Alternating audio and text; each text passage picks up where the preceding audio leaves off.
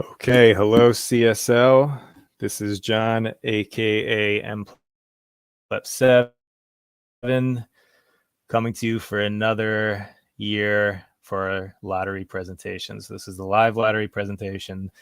We're doing it a little bit differently this year, so we are using DDS. We haven't used DDS for a long time. Miles created the version that we have been using for the last, I don't even know, 6 or so lotteries. But this year, with the new engine, we're trying to transition more things over there. So we are going to use the engine for this lottery presentation. It is better than what was in the game previously.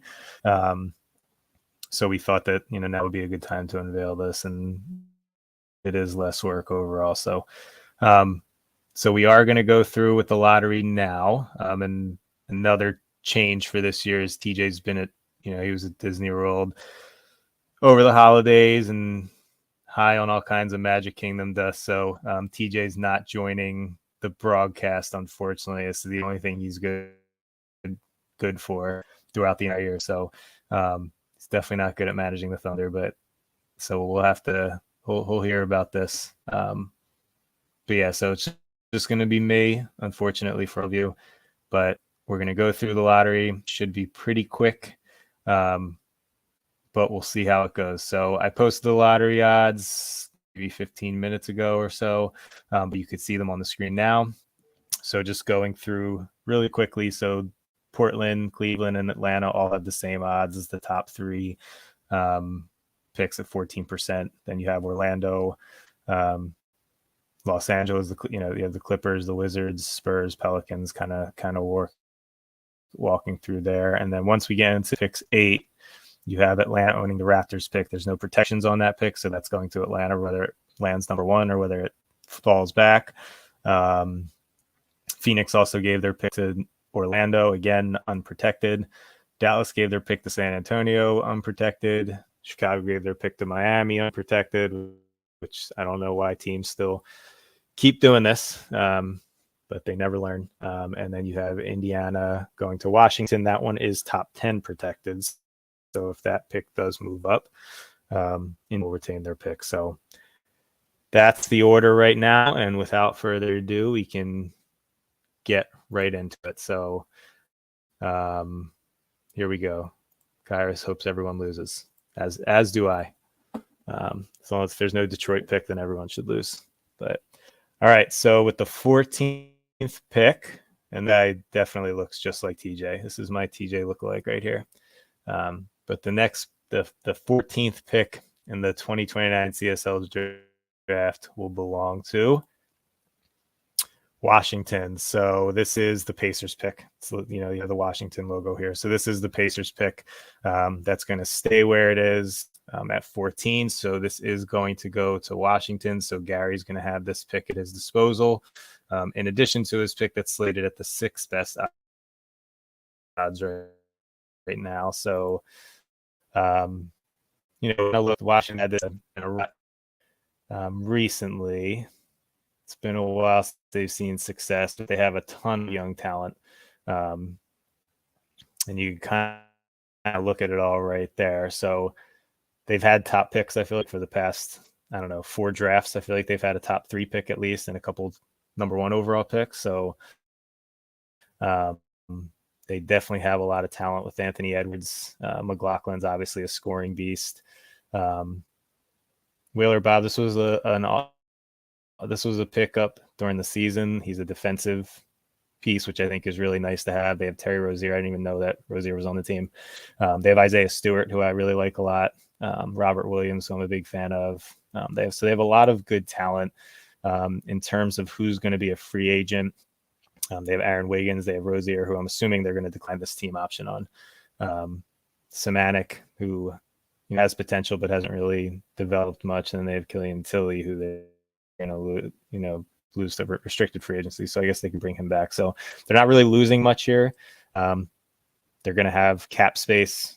As long as they dump Rozier, they're going to have cap space for a max slot, which is going to be really helpful for them. They're always kind of a player there, but so they're going to have a lot of room to kind of work with this roster yet again. Gary's going to be able to make some big moves. We'll see what he does if he kind of lays it up again for the year and tries to push it off for another year. But he's going to have this pick 14 available at his disposal as well. So I know they're looking over his roster. He has Anthony Edwards and McLaughlin. So I would say at the guard position, he has it pretty well managed, considering over half his team is a shooting guard. So some of them could also point guard. So I would say, centers looks pretty good. Even power forward look good. He needs someone, probably another forward. Does need a true point guard as well. So, there's some players in the draft who might, I know Quickly's coming up. He's a scorer. I don't know if they really need a scorer with Anthony Edwards there. But maybe like a Josh Giddey type. He's someone coming in who's being held as an elite passer. He's also a big player, which I do like, and he can probably play at least 3 positions based on some of the things I've seen on him. So he could also go for a Alvarado type, who is more of a role player, which is kind of what they need, I would say, at this point. Seems like he'll be, strong defensively. And with Anthony Edwards around him and McLaughlin, you don't really need him to score. So, I think there are some options there if they end up going point guard. So we'll see some options. And I don't know that any of those players are going to fall to pick 14 personally, but I guess we'll see what happens. But so the Wizards are going to keep that Indiana pick, and that's going to go 14. So next is 13, and God, I hope this says Miami, and it does. So Miami, this pick is coming. This is for a Chicago pick that they traded to Miami. This is going to stay at 13. So again, that's good for everyone. I'm sure we could take a sigh of relief knowing that Miami is not going to move up into one of the top picks. So they are still getting a lottery pick, so pick 13. And looking at their roster, where they're up to Boston, so still a powerhouse. Really need much of anything.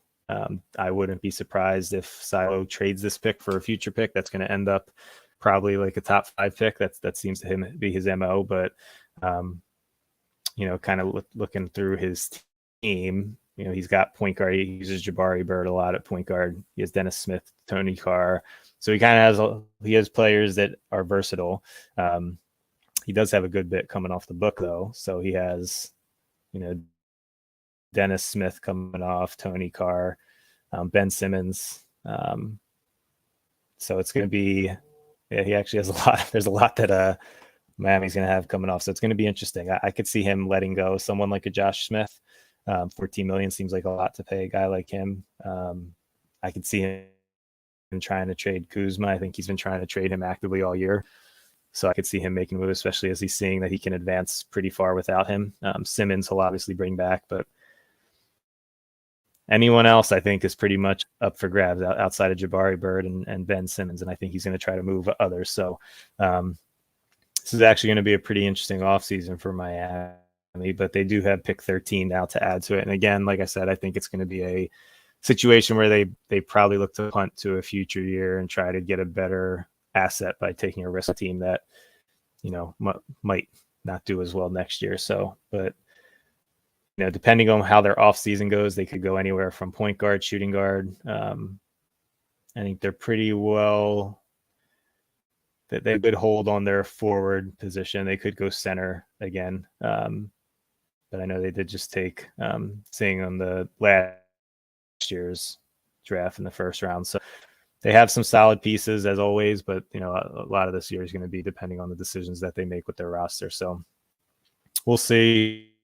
Silo will make the right decisions. I'm mechanical with how he manages his team. So we'll see what happens here, but glad he's not in the top 3 for sure. So all right, so next, this is the next pick. If you go down the line, should be Dallas. It's going to go to San Antonio regardless. So we'll see who gets it. And there's no lot of protection on this pick at all. So it's going to go to San Antonio. But right now, pick 12 belongs to San Antonio. So no movement yet. So again, this is so San Antonio and Dallas have changed changed hands of owners this past year. So Billy was the San Antonio GM, and he was able to, he put a lot of assets over the past couple of years. He was able to do just a lot overall with that team and get them in a position where it's kind of a fresh slate. They have a lot of cap flexibility. But then he did switch to Dallas once Jeff came. Jeff's a big San Antonio fan as well, as is Billy. But Billy was looking for a change, so he got Jeff to take over the Spurs. So Jeff will own this pick, and the Spurs are, they really are. Billy set them up where their hands out. So they're gonna, I'm assuming, decline all of these team options, which is going to free up a ton of cap, and they're going to have, it looks like, at least one max contract slot, if not more, depending on what they do. So their only really real big contract that they're going to have is Shaq Harrison. So outside of that, they pretty much have free reign, and then they'll have Miles Turner here, which I don't know that anyone's going to trade for him, but who knows? It's an option for them. So they're not really losing much. No one here that is on a team option. You have Marcus Smart, who had a solid year. Yet again, he's a player that seems to be aging super gracefully. But he's not a player that they really need to play anymore. So you can kind of see that Darko Kelly's their new scoring lead. Harrison, he needs some, I would say, instructional work to get him back to where he was, but he's a stud as well. And then outside of that, they really don't have anyone who they need to keep. So it's not a high pick, but it is a lottery pick in a draft that looks pretty deep. And it's also their second pick that they'll have. They have one right now. It's slotted at pick 7. So if they end up with 7 and 12, that's a pretty good haul. And they could even maybe package that to move up if they see someone that they want. But either way, they're going to add some talent, which is all San Antonio really needs at this point, on top of the free agency spree that they'll be able to use that money for. So it'll be interesting to see how Jeff does. This is the first year we're going to use, not the first year, but we're going back to DDS free agency as well. So I don't know if that's going to help or hurt. We haven't seen too many stars change in the hybrid model we've been using, but there have been stars changing hands. But it's going to kind of be interesting to see how it unfolds using the game and the different attributes you can apply to free agency now, and promises, and seeing how that does impact players. So looking forward to that part. But yeah, so San Antonio is getting this pick by way of Dallas. So the next pick is another pick that isn't owned by the mother team. So Phoenix traded this pick to Orlando. So Orlando's another team that has 2 picks in this draft. They have one that's slotted at the 4th pick, and then they have this pick at 11. So we'll see who ends up getting this pick, and it will be Orlando. So still no movement through the first 4 or the back 4 picks of the lottery. And Orlando's another team. They're in that, they've had some bad luck with trading their draft picks and them always landing number 1. And you really never know what Willie's going to do. He's, always a wild card in the league. He's been in the league forever. And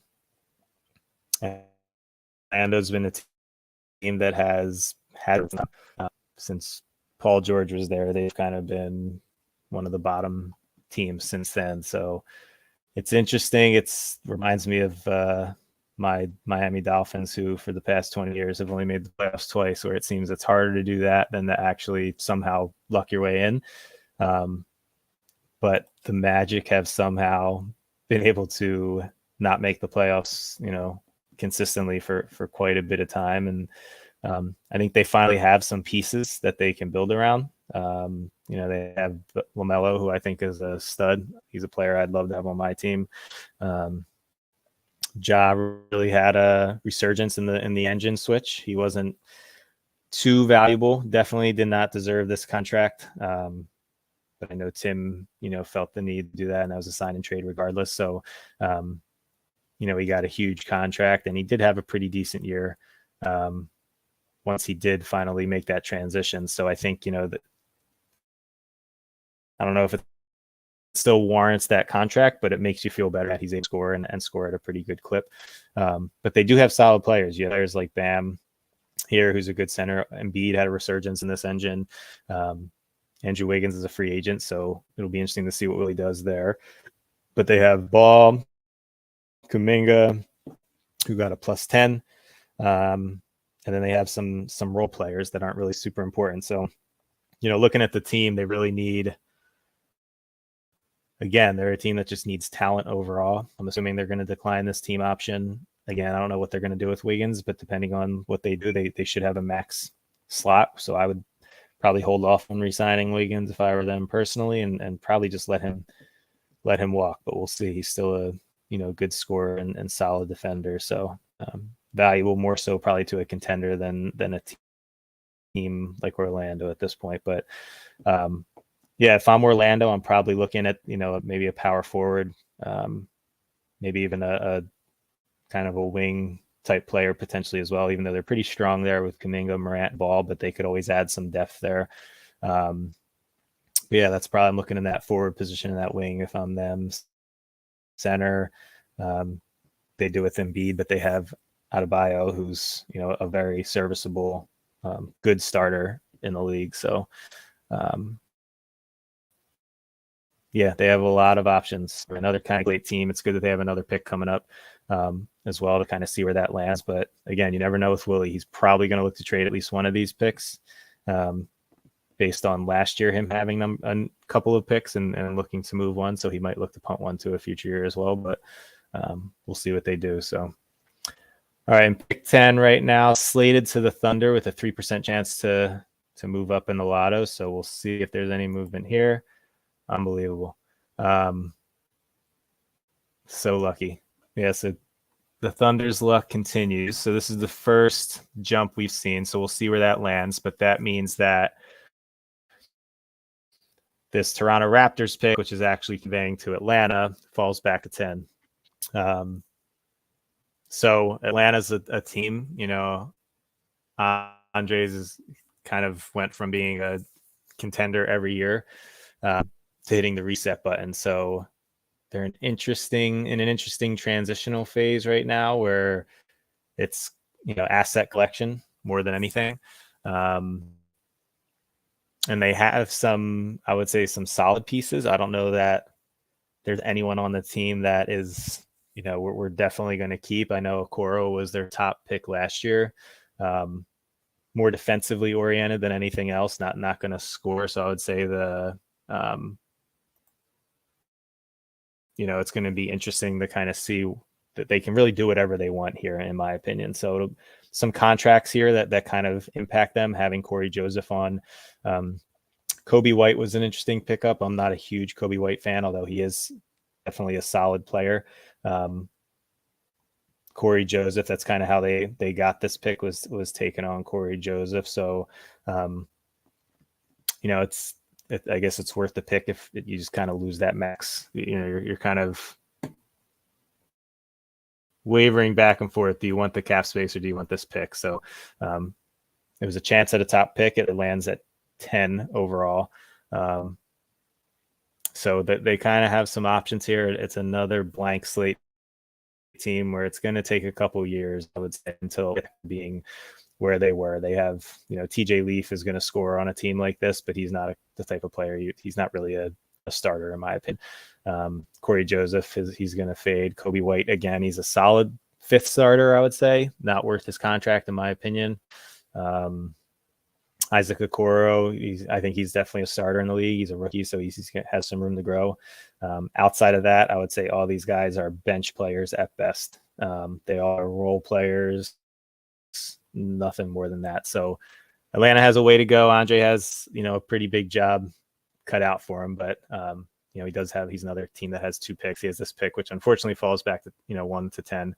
But he does have this, pick could fall anywhere, within those top few picks, which would be really helpful in a draft coming up. So they really, in my opinion, Atlanta is another team who's taking best player available. They can't really be too picky. So whoever falls to them at this pick, I'm assuming is who they're going to take and help build the team that way. So, All right, so then pick number 9. So we'll see what happens here. And it's New Orleans. So New Orleans falls due to the Thunder jumping. So this is going to be pick number 9. New Orleans has had another team that's pretty interesting. You know, they kind of float back and forth. They've been in the playoffs the last 2 years. This year they took a step back.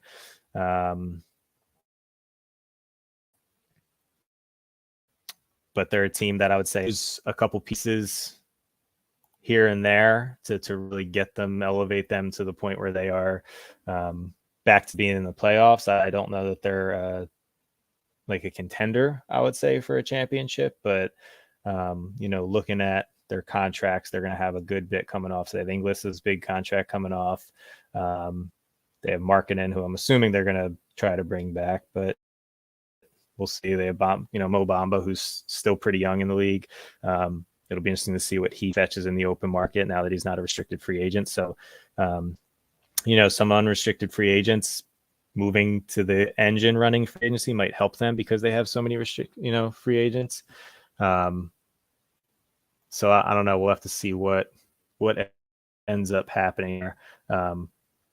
But other than that, they are going to have cap space. Depending on what they do, they'll have some cap space to either go for these players or maybe pursue some others that are available as unrestricted free agents or even restricted free agents. So they're going to have cap space regardless.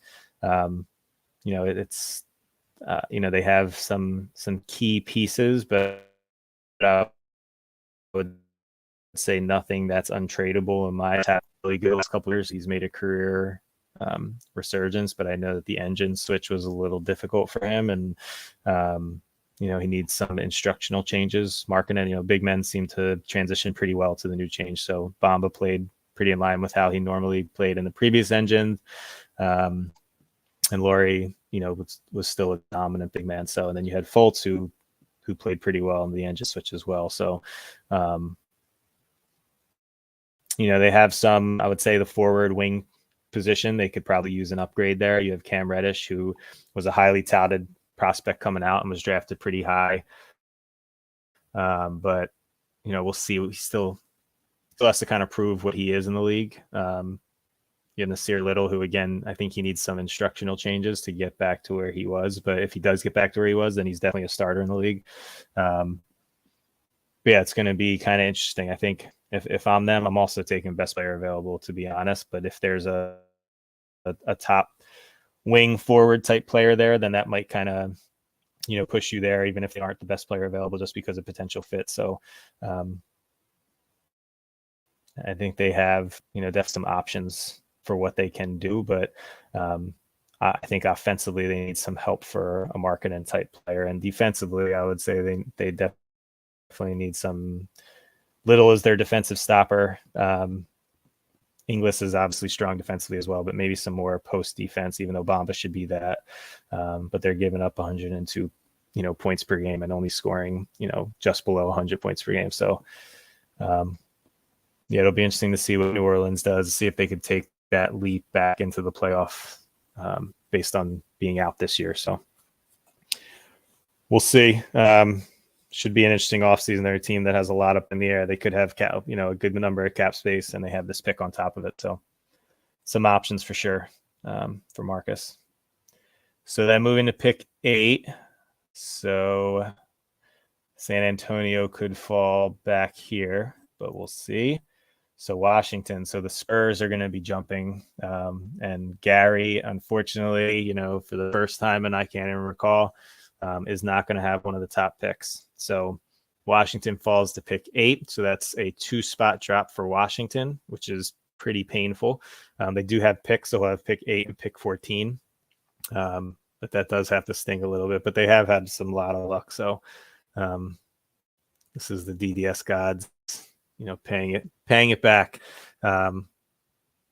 So yeah, it's talking to Washington again, they're kind of that blank slate, still a transitional team. They do have some stars, which some of these other teams don't have. They have the Anthony Edwards-McLaughlin duo, which is a really powerful duo, and Edwards is only going to get better next year. So kind of talking to that point guard range, maybe a forward, power forward type. But they have pretty good depth, I would say, and they have a lot of young players. So it'll be interesting to see if Gary tries to consolidate, maybe move some of these picks and a couple of those young players, maybe get another star to add to that duo, kind of get their big three put in place. So, but I think he has options, which is always good. So even though you fall 2 spots, Gary, you have these 2 lottery picks, which you can do a lot with. So we'll see what happens. So, all right, pick 7. So we have the Clippers, who are in desperate need of good luck. We'll see if they get any here. They do not. So the Clippers fall 2 spots as well. So they had the 5th best odds during the lottery. They're going to fall back to 7. And this is a team that I would say more than anything just needs some direction.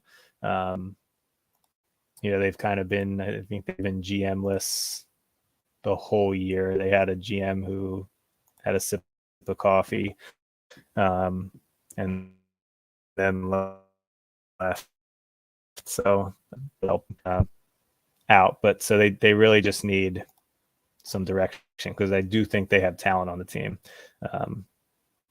And they're going to be able to kind of have a blank slate. So they have Isaiah Whitehead, who's a solid player, coming off the books. They have Zach LaVine, who they have a team option on, so they can decide to clear him and Chris. They have Derrickson, who I think is also a really solid player, and Bagley essentially are the only 2 players who are locked up. After that, they can do whatever they want. So they have, Josh Jackson, who, again, very solid player,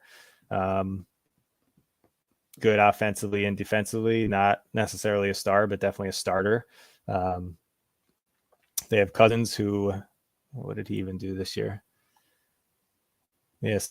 So Isaiah Cousins, definitely not the player he was in the previous engine here. I don't know if that's preference related or not, but he was a scoring, star for years for the Clippers. So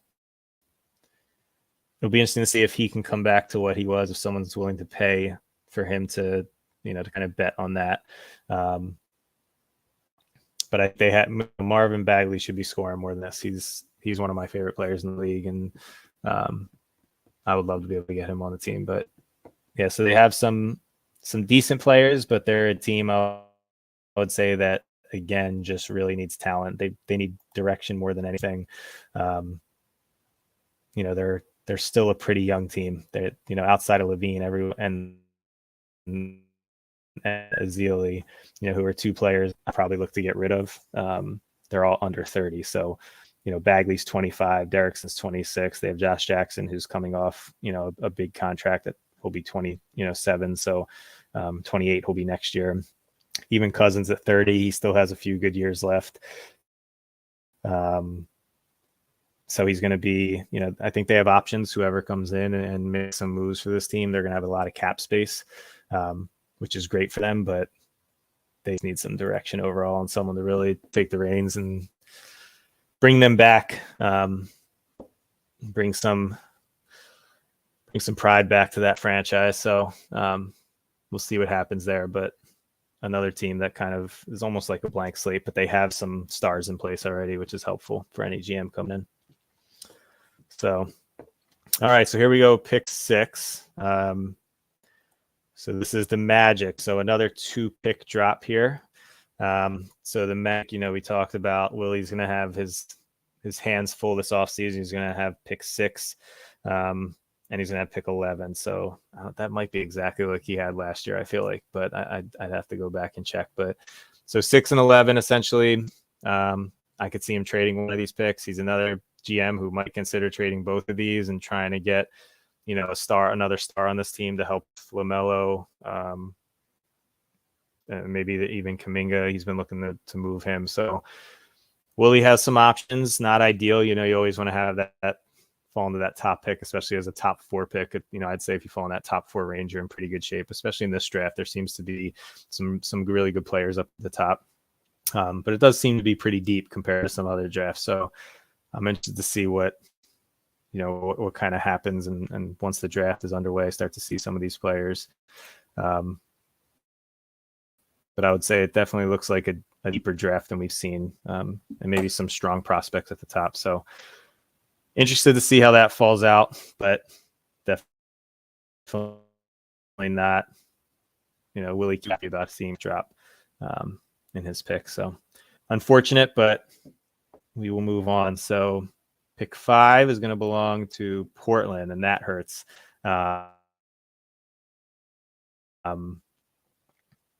So this is Dehan, he's back. He's taken over Portland. Portland is an interesting team. They're another team that I would say is, they just kind of need to stick to a direction. Tim struggled with that. I feel like he would have a plan and then he would kind of stray from that plan too quickly. He wasn't patient enough to kind of see it through.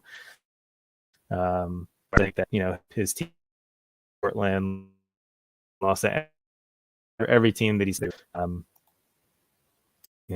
that's not ever the potential isn't ever realized because of potential lack of patience. So I think that could help. This is a team that isn't going to really, they're not going to do anything in free agency. They could potentially make trades, but I think this is actually a very talented team. Halliburton, I really like. I think, it's obviously his rookie year. He has growth to do. But I think that he's a really good player personally. I think he has a lot of potential.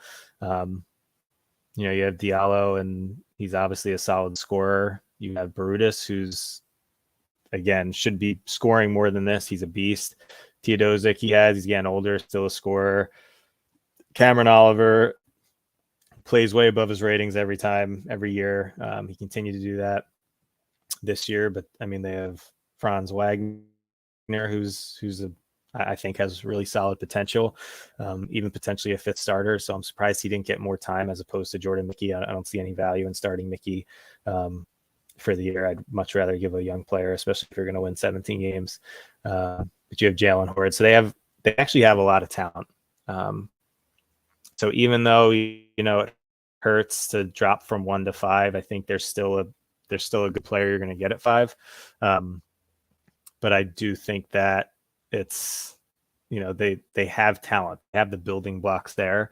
They just need to continue to kind of build and make, trades that make sense. You don't have to be super aggressive with your trades. You don't have to trade a bunch of players and get a star. I think they have some good players already available to them. Maybe the collection of players don't necessarily fit really well together, but it's unfortunate they had this big of a drop from 1 to 5, but I think that they do have good pieces in place, whereas some of these other teams really don't have anything. So I'm surprised with how bad they did this year. I think some of that is, coaching, and potentially just making some slight adjustments could really make them improve a lot. I think they should be a fringe playoff team personally, but we'll see what happens in the offseason, if there are any trades with the new, Dehan taking over, and seeing if that can kind of help kind of steer them the right way. So unfortunate, not good to see for Portland, but I think they'll be okay. So, all right. So here we are, the top 4. So the 4th pick will belong to the Thunder. So TJ, if he's even going to be around, because this might be TJ's last hurrah. They're going to make a big jump here. So, originally slotted at pick 10, they move up to pick 4. I feel like the Thunder team, TJ in particular, has been super lucky in the lotto. So if anything, even if he's not around in the next GM, I'd probably bring him on for the lottery drawing every year, just because he seems to be good luck. So huge jump. The Thunder are a team. They're another team, in my opinion, that they should be in the playoffs. And I think with a more active GM coach, they would be in the playoffs. They have, in my opinion, one of the, at least a top 10 talented team in the league. They, I think, probably suffer from having too much talent and not enough minutes. But they have Jalen Brunson. Yeah, they'll have him coming up as a player option. I'm assuming he's not going to decline. This stuff isn't going to change as a team option, but I mean, they have Maladon. They need to make sure they extend those rookie options. But yeah, so they have a lot of talent. Like they're going to lose some talent here even. Brunson's solid. He has his issues with efficiency. Weatherspoon's proving to be a really strong role player. I think he's a starter for sure, but he's not going to be that type of player who scores that well, which is something that he potentially could have coming based on his ratings. Phil Booth is solid. RJ Barrett is a stud. He's one of the best players in the league in my opinion. Kevin Knox, I wouldn't pay him this money. But he's still a solid scorer and a solid bench player. Brandon Clark, he's really solid. It'll be interesting to see what comes of him. Deonta Davis, and then he has Wiseman, who hasn't really unlocked his potential yet.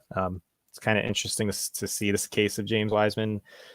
There were some other options on the board. I do think Wiseman was still probably the best fit based on his ratings and kind of his scouting reports, but definitely not playing up to what I expect. But this is a very solid team. There's no reason they shouldn't be in the playoffs. I think this is really just a matter of managing the team better, and they should be. I could see them being like a mid-tier playoff team. I don't see them just sneaking in. They should be much better than this. So interesting to see what happens with them. But I think they're gonna add a very good player to the team, to a team that already has a lot of very good players. So pretty impactful offseason for them coming up. But all right, so here we're in the top three. So we have the Spurs who are going to move up from 7 to fall into one of these top 3 spots. The Cavs, and you have the Hawks. So all 3 teams, I would say, need talent. So I think I'm glad to see that one of these teams is going to add a top tier player. But let's see who has pick 3. So the Cavs fall one spot from 2 to 3. Again, it always hurts to fall. They're only falling one spot, based on, the players in this draft. They're still going to get a very, very good player who they can build around. But the Cavs are they're in a tough division. The East is kind of brutal right now as well. So if I'm a team that's kind of one of these lower teams, I'm kind of biding my time anyway until some of these other teams start to age out a little bit, or just kind of, start to lose their talent. So, Josh has, based on this, he kind of has a blank slate too. Jabari Parker, I can't imagine he's going to pick up this team option. Cameron Payne, I guess we'll see. He's still, not too old and younger type of player. Anthony Simons proved to be a star. And then there's John Collins as well. So it'll kind of be interesting to see what exactly happens there. But they have good players. They have some, Romeo Langford, who is a first round pick, who I think you can build around. You have Simons, who definitely can build around. Collins is a really good power forward. And then after that, you kind of have some holes, but, nothing that you can't cover up. So I would say, looking at that center position, definitely Jack Landale shouldn't be starting on any team. Jabari scored a ton this year. Do I pay him $16 million if I'm a team like the Cavs, though, to bring him back? I probably wouldn't personally. I'd probably rather kind of take the year again to kind of build up the team. Maybe look for a true point guard. Again, it's a strong point guard class, or at least there are a couple players that I think are really good. So, again, I think they have some good options there. It's, not good to drop a spot, but it could have been worse. You could have been Portland, who dropped 4 spots. So I think that they're still going to land a top player. So I think the Cavs are in a pretty good spot. They're in a tough division, a tough conference, but they just need to start kind of putting those pieces into place and until they can make their big move. So, and get back to where they were, which was, being in that Eastern Conference contender bracket again. So, all right. So without further ado, the second pick is the Hawks, which means that the Spurs have jumped all the way to the top pick, which is pretty wild. So they went from 7-1. That's crazy. So they're going to have pick 12 and the first pick. So Jeff Strokes, lottery gold here. Atlanta, though, moves up a spot as well from 3-2. So they're going to have the second pick. They're also going to have the 10th pick. So some really good pieces that they're going to have. So yeah, it's going to be super interesting to see, what these teams kind of do right now. Are they're all, I would say, both the Spurs and the Hawks, like I said, they're blank slates. Like they can kind of pick whoever they want. There's a guy I would say, everyone's been kind of talking about Giannis's, his younger brother. Is he the top player in the league? Based on some of the stuff that's come out, he looks like he's definitely, maybe in that top player consideration, in the top 3 at worst. He's really kind of coming out as a raw player, which if you're a team like the Spurs or the Hawks, that doesn't really matter. So if he's really that superstar type player, I could see someone like that going here. I would say both of these teams could use a player like that. But yeah, I think there are some really good players in the draft, so I'm really looking forward to seeing kind of what they amount to. I think, Quickly is a solid player. Is he the top player that you'd take in the draft? Potentially not. But I think he's one of the top players personally. You do have a player like Josh Giddey as well. I know he's some people are really high on him. But I think he could also I think his potential is really good. So I could see him being in the conversation here for potentially the top pick. But I think there are some really good players coming out. I'm excited to see what comes of some of these teams. You have Xavier Tillman, who's really solid as well. There's some really good players who are coming out, and different types of players than we've seen in the past, which I think is really good. So I'm interested to see what these teams do. I think they have a lot of options on the table for them. I think they, will be able to, finally kind of cater their team to a certain way and build their team how they want. And it's fun to kind of see these GMs be able to do that. I'm interested to see how Jeff does it with the top pick. Andre with Atlanta, they're in this transitional period. They just need talent. The Cavs are the same way. Screw the Thunder.